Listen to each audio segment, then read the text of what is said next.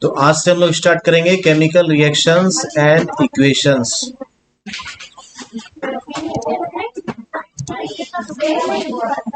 तो chemical reactions and equations में हम लोग बारी बारी से समझेंगे, ठीक है भाई। तो केमिकल रिएक्शंस एंड इक्वेशंस में हम लोग देखेंगे सबसे पहले इंट्रोडक्शन। तो मिल्क जो है इसको जब हम लोग रूम टेम्परेचर पर रखते हैं ड्यूरिंग समर्स तो क्या होता है? हाँ भाई, मिल्क को जो रूम टेम्परेचर पर रखते हैं तो क्या होता है? हाँ, मिल्क क्या होता है, ये इसमें पहले थोड़ा सा इसका टेस्ट में तो खट्टापन दिखेगा, है ना। उसके बाद फिर क्या होता है, ये पूरी तरह से खराब हो जाता है और फिर जो है कुछ देर बाद वो कन्वर्ट हो जाता है किसी और चीज में, है ना। ऐसा क्यों होता है? ठीक है।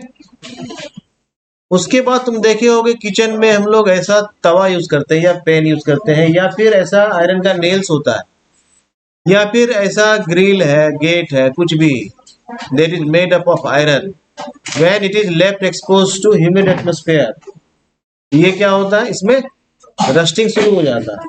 तुम देखे होगे कि ऐसा आयरन जो है उसका कलर कैसा हो जाता है, ब्राउनिश हो जाता है। ऐसा क्यों होता है ना। These are the questions we have, है ना। ये क्या है, वाइन है, और ये कैसे बनता है, when grapes get fermented, ठीक है, ठीक है। तो ये सब कैसे हो रहा है, जो हम लोग खाना खा रहे हैं, है ना, फूड इज बीइंग कुक्ड, ठीक है, और इसके बाद ये सर्व किया जाता है। इस प्रोसेस में फूड के साथ क्या होता है, ठीक है, ये सारा चीज हम लोग इस चैप्टर में जाने, ठीक है। ये चैप्टर पढ़ने का रीजन है कि ये सारा चीज का क्वेरी हमको पता चलेगा। हम लोग खाना खा लेते हैं और फिर उससे क्या होता है, हमको एनर्जी मिलता है ना, और फूड हमारा डाइजेस्ट हो जाता है। तो पूरे प्रोसेस में क्या होता है ऐसा जिससे कि हमारा फूड जो है वो एनर्जी में कन्वर्ट हो जाता है, कैसे? ये सारा क्वेश्चंस का आंसर क्या है हमारे पास इसी चैप्टर में, है ना। हम लोग रेस्पिरेशन करते हैं, रेस्पिरेशन में क्या होता है, ठीक है, रेस्पिरेशन में एनर्जी रिलीज होता है ना, नहीं होता है, कैसे रिलीज हो रहा है, ये सब तमाम क्वेश्चंस जो है इसका आंसर क्या हमारे इसी चैप्टर में, ठीक है भाई। In the all above situations the nature and the identity of the initial substance have somewhat changed, ठीक है। अब इसमें जो चेंज हो रहा है वो कैसे हो रहा है, क्या हो रहा है, इन सब चीजों को हम लोग समझेंगे।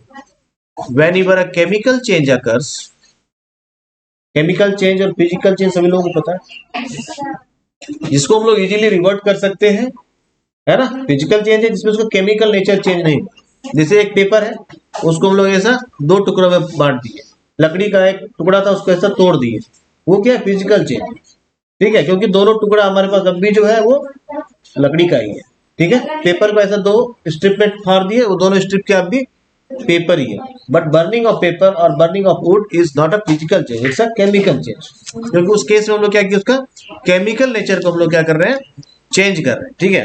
Whenever a chemical change occurs we can say that there is a chemical reaction has taken place, ठीक है भाई।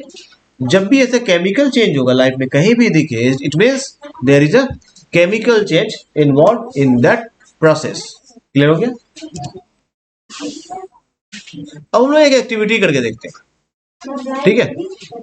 एक्टिविटी में कुछ क्वेश्चन है, इसको ध्यान देना है, ये आप अकेले नहीं कर सकते हैं। दिस एक्टिविटी नीड्स टीचर्स और parental assistance, it would be better if students wear eye protection, ठीक है। तो हमारे पास इसमें क्या होना चाहिए, एक मैग्नीशियम का रिबन होना चाहिए जिसका लेंथ कितना है, एटलीस्ट 2 सेंटीमीटर लॉन्ग होना चाहिए, और इसको रब करना है किससे, सैंड पेपर से। क्यों रब करना है, अगर इसके ऊपर कोई ऑक्साइड का लेयर है तो खत्म हो जाएगा, प्योर मैग्नीशियम का रिबन हमारे पास आ जाएगा, ठीक है भाई।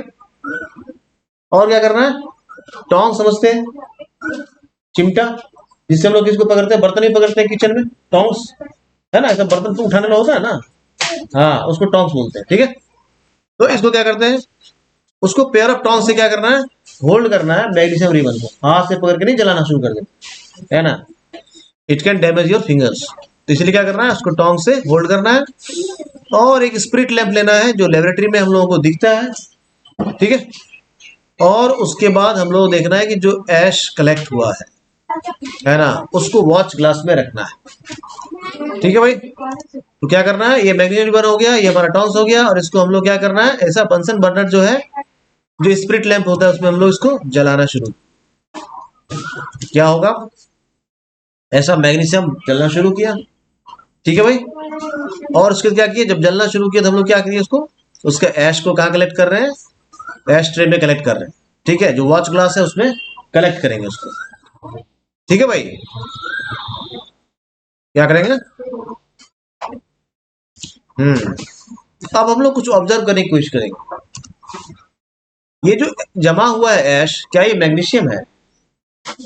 नहीं, मैग्नीशियम अपने केमिकल चेंज से गुजरा and magnesium converted into magnesium oxide. तो ये कंक्लूजन पे हम लोग एक पहुंचते हैं।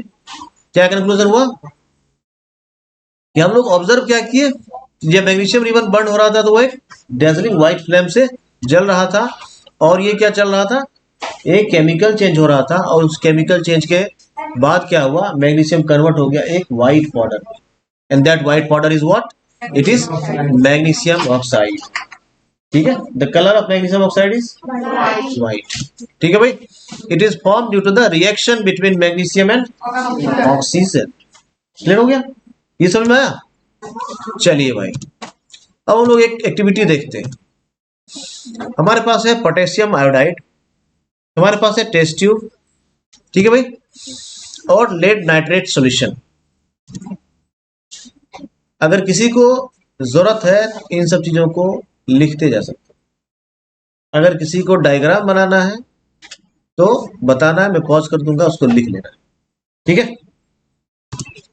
समझ गए? तो हम लोग क्या करते हैं, एक ड्रॉपर लेते हैं और पोटेशियम आयोडाइड का सॉल्यूशन को कुछ मात्रा में लेते हैं, और तो क्या करते हैं हम लोग, लेड नाइट्रेट सॉल्यूशन में मिक्स कर देते हैं, जो हमारा टेस्ट ट्यूब में था। क्या ऑब्जर्व कर रहे हो? यस। अब क्या हो रहा है, येलो कलर्ड प्रेसिपिटेट जो है ये लेड आयोडाइड का है, और ये फॉर्म हो रहा है, ठीक है। तो हम लोग क्या किए, when we put potassium iodide to the lead nitrate solution, then a reaction occurred and it converts into lead iodide, and the color of lead iodide is yellow. तो कलर जो है केमिकल्स का, उसको ध्यान रखना, ये ऑब्जेक्टिव क्वेश्चंस या MCQ के केस में बहुत हेल्प करेगा, ठीक है। The colour of lead iodide solution is yellow, ठीक है, and it is form when we add some drops of potassium iodide to the lead nitrate solution. Is it okay? ठीक है भाई, तो इस तरह से लिखना है, और इसको हम लोग पढ़ते कैसे, when potassium iodide reacts with lead nitrate it forms lead iodide. Clear हो गया? और इट गिव्स लेड आयोडाइड, ठीक है, क्लियर हो गया? These are the basic example of chemical change, ठीक है। तो ये जो येलो प्रेसिपिटेट है, this is lead iodide. Now we have another activity. देखिए भाई, केमिस्ट्री में अगर एक्टिविटीज तुम्हारे दिमाग में है तो केमिस्ट्री जो है वो तुम्हारे लिए बहुत आसान हो जाता है, और एग्जामिनेशन पॉइंट ऑफ व्यू से activities are too much important, खास करके अगर आप एग्जाम सीबीएसई से दे रहे हैं। सीबीएसई का ज्यादातर केमिस्ट्री का क्वेश्चन जो होता है, it is focused and it is based on activities, और बच्चा जब केमिस्ट्री पढ़ रहा होता है ना, they generally and mostly skip activities, activities नहीं पढ़ता, और जो तुम्हारा क्वेश्चन है वो डेडिकेटेड होता है एक्टिविटीज, ठीक है। इसलिए एक्टिविटीज को दिमाग में अच्छे से रखना, इसीलिए बताया कि अगर आप हमेशा केमिकल रिएक्शंस को प्रैक्टिकल नहीं कर सकते हैं, एटलीस्ट उसको दिमाग में रखना है, the colour of the chemicals, the smell of the chemicals and the reaction of the chemicals, ठीक है। इससे तुम्हारा काम हो जाएगा, ठीक है। बढ़ता हूँ आगे, ठीक है भाई। We have a conical flask and we have some zinc granules, ठीक है भाई। जिंक समझ रहे सब लोग, जो बड़ा वाला बैटरी होता है उसके जो बेस में जो निगेटिव टर्मिनल्स होता है, वो बेस में जो ग्रे कलर का मटेरियल होता है, दैट इज जिंक। या फिर बड़ा वाला जो बैटरा होता है जो इन्वर्टर का बैटरा होता है उसमें जो टर्मिनल्स होता है ना, it is made up of zinc. तो जिंक समझ गया कैसा होता है, प्रैक्टिकल लाइफ में देख लिया, जिंक का कलर भी समझ गया। तो हम लोग क्या करना है, ऐसे कॉनिकल फ्लास्क लेना है। जो भी केमिस्ट्री का एपरेटस, लेबोरेटरी एपरेटस यूज हो रहा है, उसका जो नाम मेंशन करता हूं उसको भी दिमाग में रखना है। अगर कॉनिकल फ्लास्क लिखा है तो तुम्हारे दिमाग में रहना चाहिए कॉनिकल फ्लास्क कैसा हो, है ना। अगर मैं बता रहा हूँ कि इसी इट इज बीकर, तो तुमको ये पता रखना है कि बीकर किसको बोलते हैं, उस एपरेटस का डिजाइन कैसा होता है। ठीक है, अगर बोल रहा हूँ टेस्ट ट्यूब, तो तुमको पता होना चाहिए टेस्ट ट्यूब कैसा होता है। ठीक है, उसका डायग्राम दे रहा हूं तुम्हें। ठीक है, केमिस्ट्री में कभी भी हम लोग स्टील यूज नहीं करते। ठीक है, मिक्स करने के भी स्टील स्पून यूज नहीं किया जाता है लेबोरेटरी में। ये सब बेसिक चीज है, इसको दिमाग में रखना। ठीक है भाई, ना ही स्टील का कोई कंटेनर यूज किया जाता है। क्यों नहीं यूज किया जाता है? क्योंकि स्टील जो है वो रिएक्शन में पार्टिसिपेट करके हमारे रिजल्ट को ऑल्टर कर सकता है। इसीलिए हम लोग ना ही केमिकल को मिक्स करने के लिए स्टील स्पून यूज करते हैं, हमेशा क्या किया जाता है, ग्लास स्पून और ग्लास कंटेनर यूज किया है ना, ताकि रिएक्शन हमारा प्योर रहे। ठीक है भाई, तो ऐसे कॉनिकल फ्लास्क लिए, and we have taken some zinc granules and we have dilute hydrochloric, it is sulfuric acid, not hydrochloric। हाँ, तो ये बेसिक चीजें कुछ को ध्यान रखना है, साथ ही साथ हम लोग करते रहेंगे इसको। ठीक है, ये क्या है भाई, हाइड्रोक्लोरिक एसिड।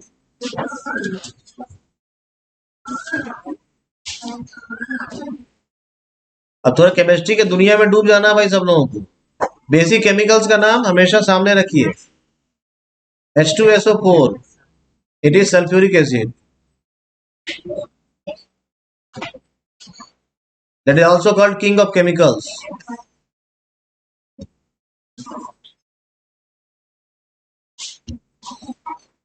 केमिस्ट्री का बॉस है भाई, है ना। ठीक है, और H2SO3 है, it is sulphurous acid.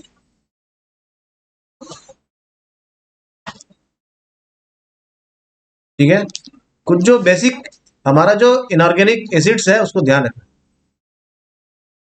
HNO3, it is nitric acid.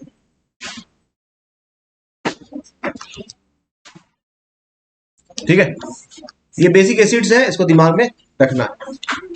Generally जितना भी हम लोग रिएक्शंस परफॉर्म करेंगे उसमें इसी तीन एसिड्स का ज्यादातर इस्तेमाल होता है, इसीलिए कोई बहुत ज्यादा लोडेड होने की आवश्यकता नहीं है।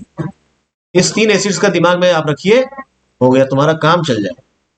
जब हम लोग ऑर्गेनिक केमिस्ट्री पढ़ेंगे we will discuss some more weak acids. ठीक है, तो फिलहाल हमारा इतना एसिड्स दिमाग में रखना।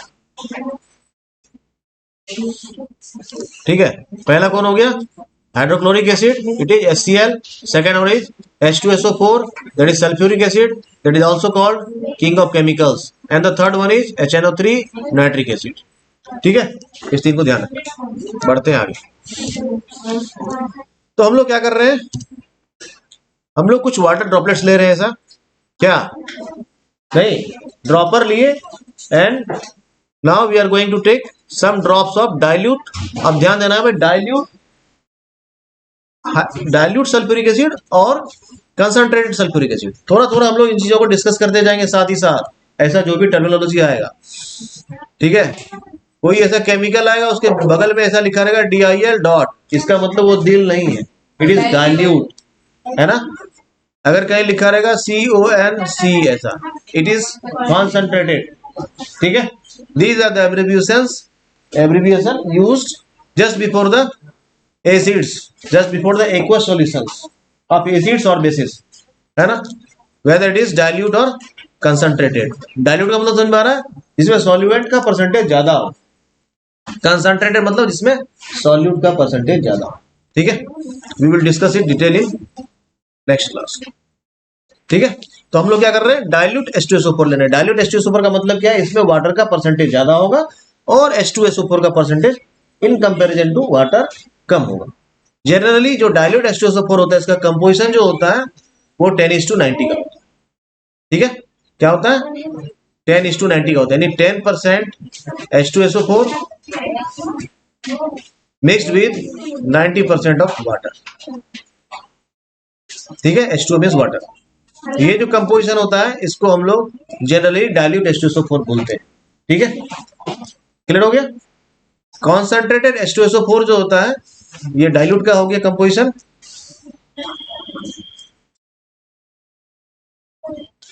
और कॉन्सेंट्रेटेड H2SO4 जो है इसका कंपोजिशन जो होता है it contains 98% of H2SO4 and 2% of H2O। ठीक है भाई, concentrated H2SO4 is very deadly.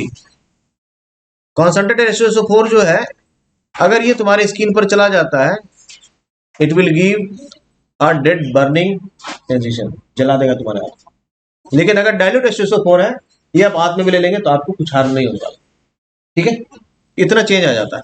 तो जो भी हम लोग डोमेस्टिक यूज में बैटरी वगैरह में यूज करते हैं we are using dilute H2SO4। ठीक है, कॉन्सेंट्रेटेड H2SO4 जो है ये मार्केट में आम आदमी के लिए सप्लाई में नहीं आता। क्लियर हो गया, ये लेबोरेटरी सप्लाई में आता है या फिर जो फैक्ट्रीज है उसमें अगर कहीं ऐसा है जरूरत तो वहां सप्लाई। ठीक है, आगे बढ़े। इतना समझने में कोई दिक्कत है क्या किसी को? फिनिश करता हूं इसको तो बढ़ता हूं अब आगे। अब क्या करते हैं हम लोग, कुछ ड्रॉप्स लेते हैं H2SO4 का और इसको हम लोग क्या करते हैं जिंक ग्रेनुअल्स पर डालते हैं। ठीक है, now zinc will start reacting with H2SO4। ठीक है भाई, जिंक ग्रेनुअल्स क्या करेगा H2SO4 के साथ रिएक्शन स्टार्ट करेगा और क्या बना लेगा, क्या बना लेगा। इसको क्या किया ऊपर से ऐसा डालने के बाद हम लोग क्या कर रहे हैं एक ग्लास ट्यूब लगाए हैं देखो, और उसको कॉर्क से टाइट कर दिए। कॉर्क समझ रहे सब लोग, जब बैडमिंटन हम लोग खेलते हैं तो एक शटल यूज करते हैं हम लोग, उसके पीछे में देखे हुए एक मटेरियल यूज होता है उसको हम लोग जनरली प्रैक्टिकल में कॉर्क ही बोल देते हैं। शटल, उसके पीछे में कॉर्क लगा होता है।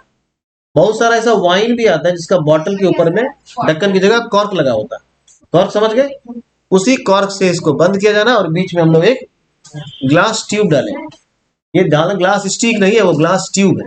ग्लास स्टिक यूज करते हैं हम लोग मिक्स करने के लिए। ग्लास ट्यूब का मतलब होता है ये पाइप जैसा स्ट्रक्चर होगा, ये बीच में खाली हो। समझ गए ट्यूब और स्टिक में अंतर। ये ग्लास ट्यूब है, इसको हम लोग कॉर्क से टाइट कर दिए हैं और ये कॉनिकल फ्लास्क है और इसमें हम लोग मिक्स किए हैं किसमें, जिंक ग्रेनुल्स में सम ड्रॉप्स ऑफ सल्फ्यूरिक एसिड। ठीक है, अब जो इससे एक फ्यूम निकलता हुआ दिखेगा, that fume is what, it is hydrogen gas. अब ये हाइड्रोजन गैस है, ये कैसे पता चलेगा भाई, फ्यूम निकलता हुआ दिख रहा है सामने में, that fume is hydrogen gas. अब ये हाइड्रोजन गैस ये कैसे पता करेंगे, तो हाइड्रोजन गैस को हम लोग क्या करते हैं, वो जो एक ग्लास ट्यूब है ना उसके ऊपर में ऐसा करके स्टिक जलाओ, कुछ भी है कैंडल लेके जाओ, वो एक पॉप साउंड से जलेगा। जैसा ऐसा पॉप साउंड से जले तो समझ जाओ हाइड्रोजन गैस था, क्योंकि वो तो कुछ भी हो सकता है, नाइट्रोजन भी हो सकता है, तो वो कैसे पता हाइड्रोजन ही है। तो ये एक तरीका है हम लोगों के पास, अगर कुछ ऐसा रिएक्शन में निकल रहा है गैस और वो पॉप साउंड से जलता है इसका मतलब हाइड्रोजन गैस। ठीक है भाई, अगर वो हमारा जो भी चीज लेकर जा रहे हैं, अगर वो मैच स्टिक लेकर गए हैं या कैंडल लेकर गए हैं, उसका बर्निंग को बर्नर को बढ़ा देता है, इसका मतलब कौन सा गैस था, ऑक्सीजन था, है ना। वो क्या करता है इनहेंस कर देता है फ्लेम को, और अगर हाइड्रोजन होगा वो खुद ही जल जाएगा एक पॉप साउंड के साथ और खत्म हो जाएगा। ठीक है भाई, इस तरह से हम लोग हाइड्रोजन और ऑक्सीजन में डिफ्रेंशिएट कर सकते हैं। ठीक है भाई, तो अब हम लोग क्या कंक्लूजन पे आ रहे हैं, तो कंक्लूजन हो रहा है कि कुछ फॉर्मेशन हो रहा है बबल्स का और इवोल्यूशन हो रहा है गैस का। ये पता नहीं कौन सा गैस है, लेकिन जब हम लोग चेक करेंगे तो पता चल जाएगा।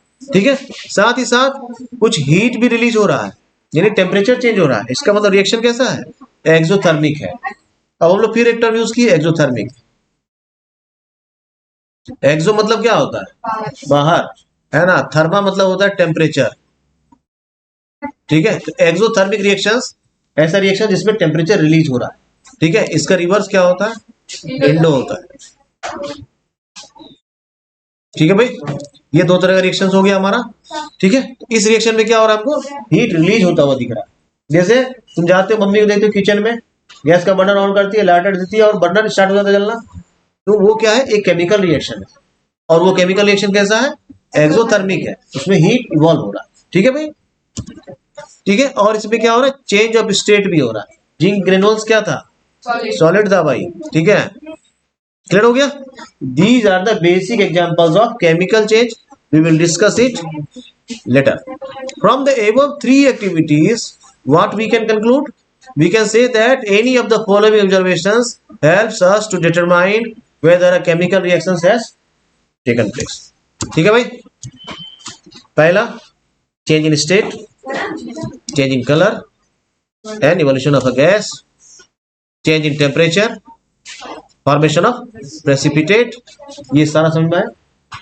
These are the basic criteria of a chemical change. जब केमिकल चेंज होगा तो ये सारा चीज होगा, है ना। अगर लिखना चाहे तो लिख सकते हैं। ये हमेशा ध्यान देना है, चेंज इन स्टेट का मतलब हमेशा केमिकल चेंज नहीं होता है। अगर केमिकल चेंज होगा तो ये हो सकता है, ये जरूरी नहीं कि ये हुआ तो केमिकल चेंज ही हुआ, है ना।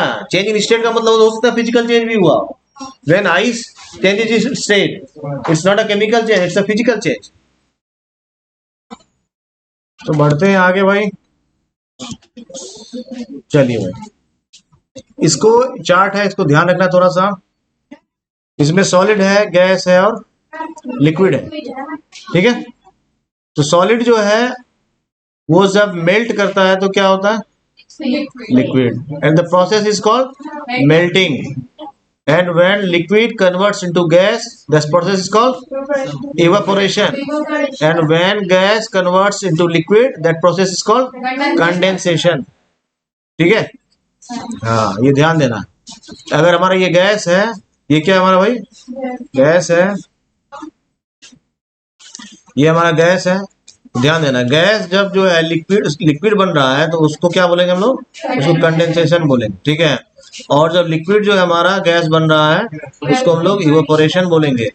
गैस जो हमारा सॉलिड बन रहा है इसको क्या बोलेंगे, डिपोजिशन बोलते हैं।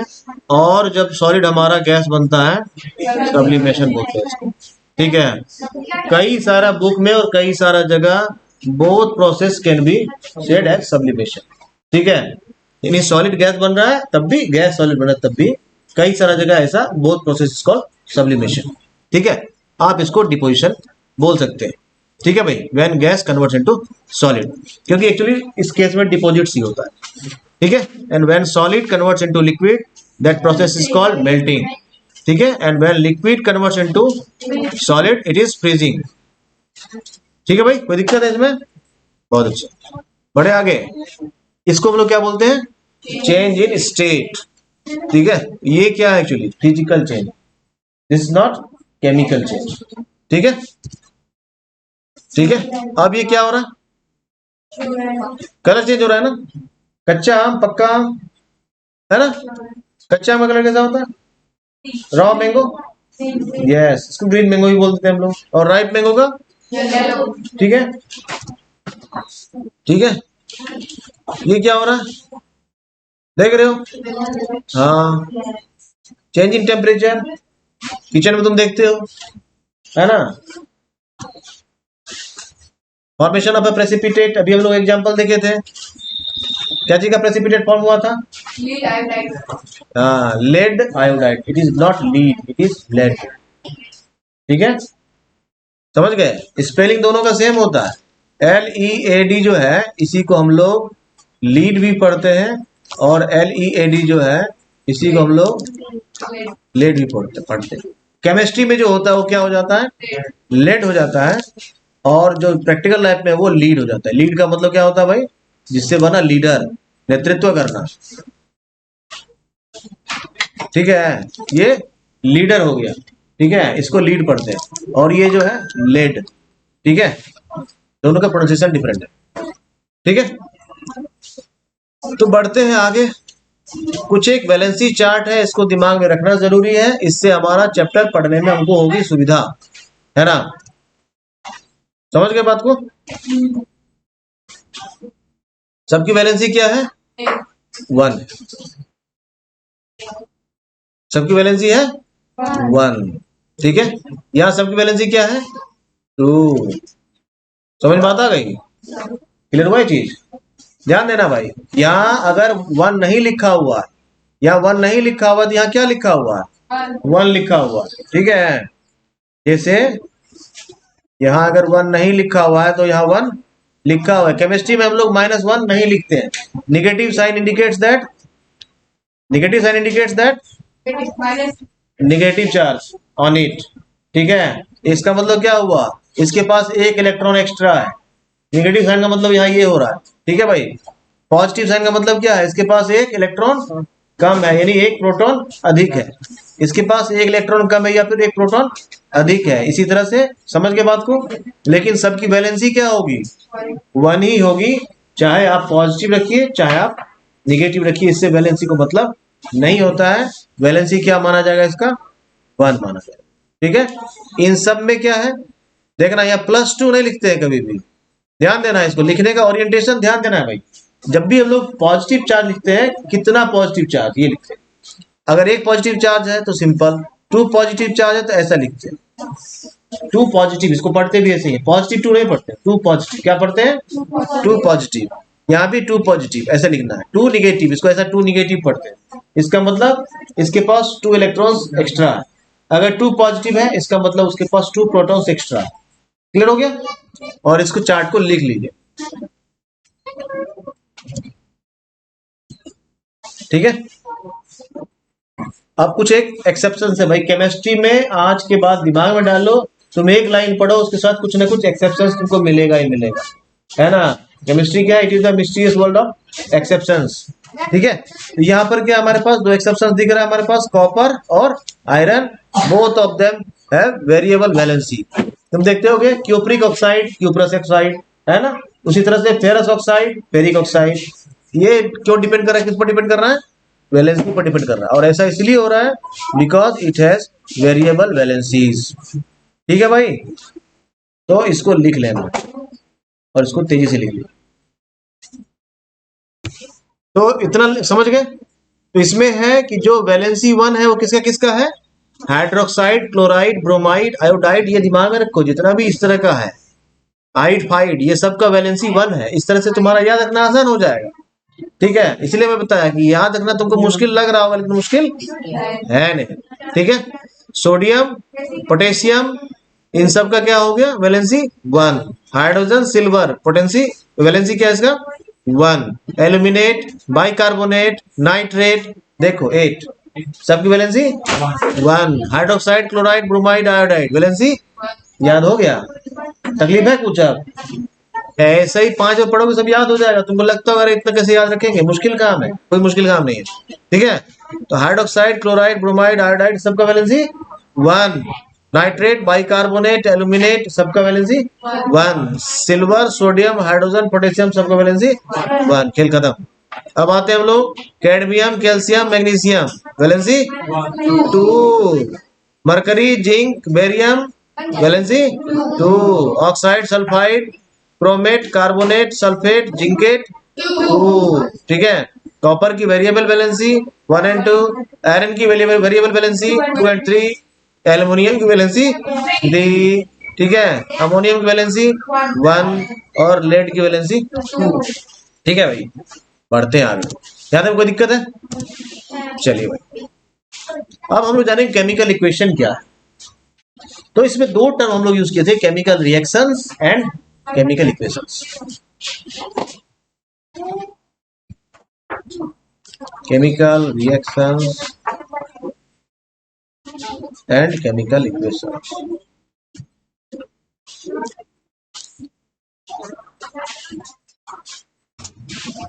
ठीक है भाई, हमारे पास 2 टर्म, और ये दोनों अलग अलग है। केमिकल रिएक्शन अलग है और केमिकल इक्वेशन अलग है। ठीक है, केमिकल रिएक्शन समझ गए सब लोग। ठीक है, when hydrogen reacts with water, it forms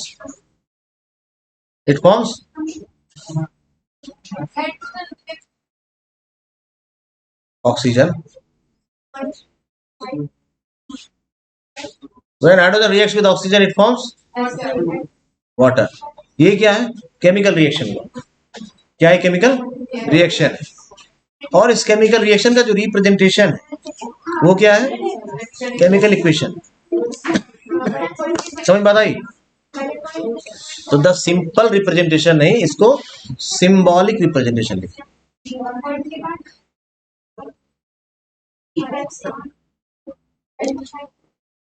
symbolic representation. Chemical equation is what? Chemical equation is the symbolic representation of chemical reaction. ये है chemical reaction, और जो ये है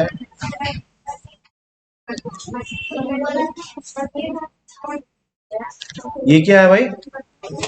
केमिकल इक्वेशन।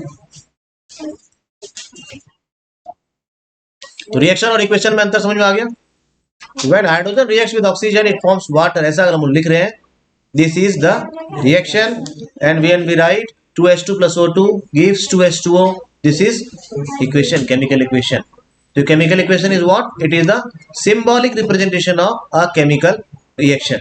क्लियर हो गया? इसमें समझने में कोई दिक्कत है भाई? क्लियर हो गया? ये सिंपल रिप्रेजेंटेशन जो है इसको सिंबॉलिक कहते हैं। ठीक है, तो आज के लिए इतना ही रखते हैं हम लोग। नेक्स्ट बात, ठीक है।